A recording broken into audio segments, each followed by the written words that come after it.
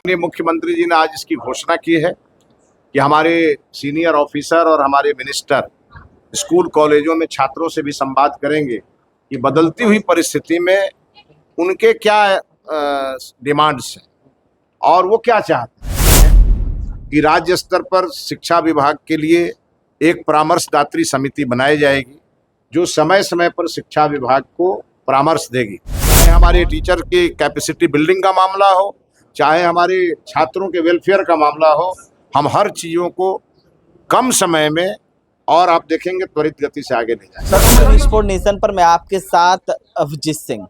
पटना के अधिवेशन भवन में 2 दिवसीय चिंतन शिविर का आयोजन है, वो शिक्षा विभाग के द्वारा किया गया है और आज बिहार के मुख्यमंत्री सम्राट चौधरी और शिक्षा मंत्री भी पहुंचे थे। और वहीं बात करें तो बड़ा ऐलान है वो शिक्षा विभाग को लेकर किया गया है। और वहीं बात करें तो साफ तौर पर कमेटी बनाने की बात है, वो कही जा रही है। पेपर लीक, अगर बिहार में किसी तरह का कोई पेपर लीक होता है उसको लेकर कमेटी बनाई जाएगी और बच्चों को अब 24 घंटा कोई भी परेशानी होगी तो बच्चे हैं जो सरकारी स्कूल में पढ़ते हैं वो सीधा जो स्कूल के टीचर हैं उनसे बात करेंगे और अपनी समस्याओं को दूर करेंगे। और क्या कुछ करें, बिहार के शिक्षा मंत्री मिथिलेश तिवारी छोड़ जाते उनके तमाम बयानों के साथ। स्कूलों में अधिकारी अपलोड किया जाएगा। देखिए सभी, अरे भाई रुको, देखिए हमेशा से स्वामी विवेकानंद जी ने जिस प्रकार से भारत का मान पूरी दुनिया में बढ़ाया था, तब से युवा हमारे आदर्श और युवा ही हमारी शक्ति है। इसीलिए इस शक्ति को सभी ने पहचाना है और हमारी सरकार की प्राथमिकता रही है कि हम छात्र और नौजवानों के इशू को सबसे आगे रखें।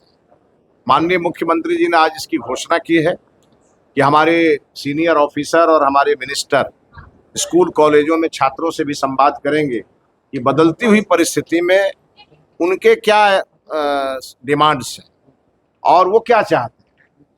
क्योंकि समय बदल रहा है, समय के साथ साथ चीज़ें बदलती रहती हैं, तो उसको लेके एक माननीय मुख्यमंत्री जी ने बहुत अच्छी घोषणा की है और इसको हम लोग आगे बढ़ाएंगे। और साथ ही साथ यह जो 2 दिवसीय चिंतन शिविर है, हम लोगों ने इस शिविर को इसलिए बुलाया है कि जिस प्रकार से हम लोग शिक्षा विभाग को आगे बढ़ाना चाहते हैं, इसमें चूंकि हमारे 38 जिले हैं और भिन्न भिन्न प्रकार के पदाधिकारी हैं, लेकिन जब तक सबकी सोच एक नहीं हो और सबके द्वारा किए गए काम के लिए हम अगर समयबद्ध अपने कार्यक्रम नहीं बनाएंगे तो हम आगे नहीं बढ़ सकते।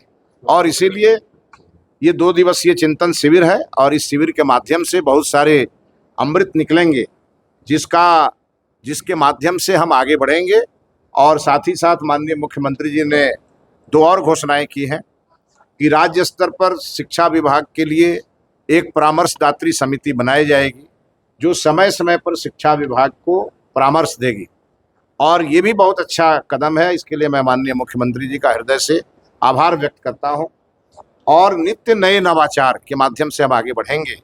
हम वैश्विक युग को पहचान रहे हैं और वैश्विक मंच पे बिहार को हमें फर्स्ट कराना, बिहार को आगे ले जाना।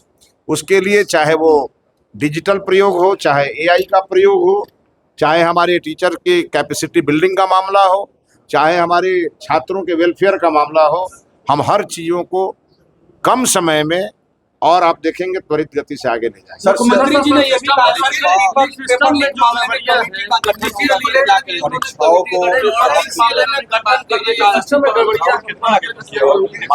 माननीय मुख्यमंत्री जी ने साफ साफ कहा कि अगर एक व्यक्ति ने भी ईमान बेचा तो ये पूरे सरकार पे धब्बा लगता है।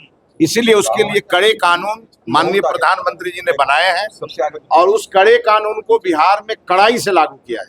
कमेटी बनाने के बाद, हाँ बिल्कुल, उसको इम्प्लीमेंट करने के लिए, नजर रखने के लिए, परीक्षा सुधारों के लिए, काम करने के लिए, आगे बढ़ने के लिए माननीय मुख्यमंत्री जी ने कहा है कि ये कमेटी बनाएंगे और पारदर्शी परीक्षाएं हमारी हो। और पूरी तरह से जैसे अभी नीट की परीक्षा माननीय प्रधानमंत्री जी ने कराई, उस हिसाब से बिहार की भी परीक्षाओं के लिए सरकार आगे बढ़ रही है।